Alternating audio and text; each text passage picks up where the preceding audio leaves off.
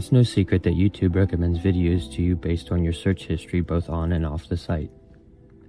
It's the same with all social media platforms. Content is fed to you based on what you viewed and interacted with in the past. Your internet search history is tracked, cataloged, and fed back to you, often with a bitter aftertaste. When I created this channel, I did so on a completely fresh browser with no history on it at all. As a result, YouTube and all other social media platforms have no idea who I am, what my interests are, or what to show me in an effort to keep me engaged and watching.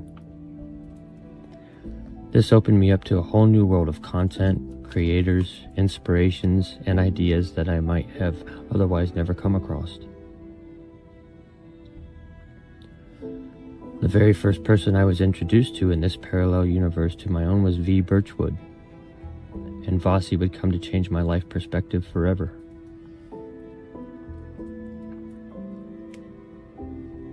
Vossi is a multidisciplinary artist and daily wearer of historical fashion, almost all of which she hand-stitches herself. She's a poet, filmmaker, colorist, hand sewer, singer, and storyteller who excels at making content inspired by experimental archaeology. I've binge-watched nearly every video she's created thus far.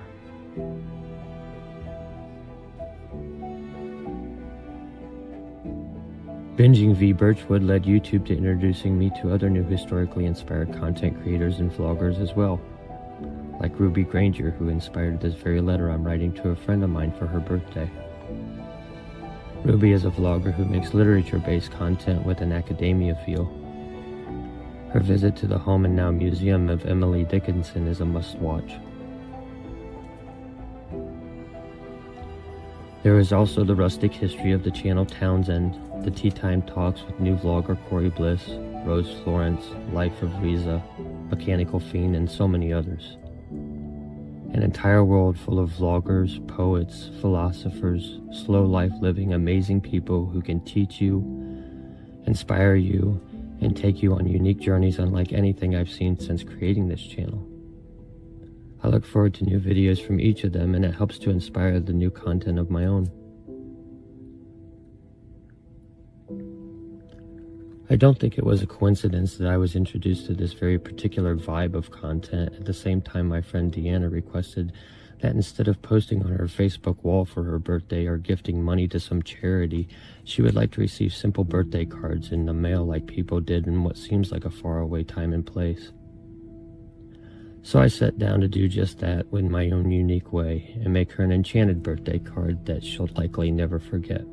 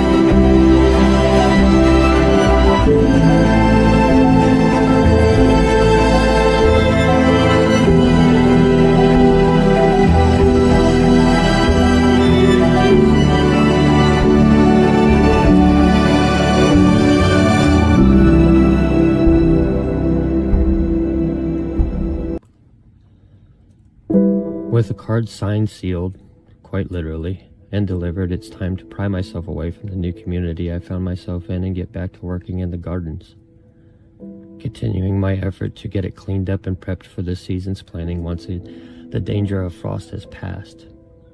And spoiler alert, that danger has not passed me just yet.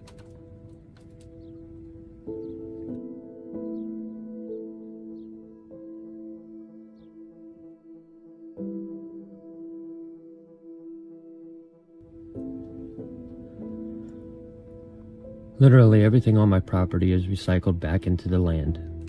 Fallen tree limbs are used to build hedges and thicken the fence rows to help protect the wildlife. Leaves and old growth grasses or the remnants of flowers are raked and added to the dead hedges, are lined up in rows to be turned into mulch and tilled into the soil, or help cover the muddy pathways through the wooded areas. Even rocks from our surrounding fields are removed so that they don't damage the farm equipment and are worked back into the landscape.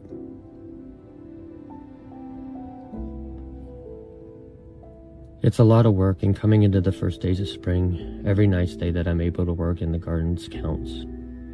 I'm already watching the first new leaves coming onto my rose bushes and the buds on the trees as this little pocket dimension of mine starts waking up.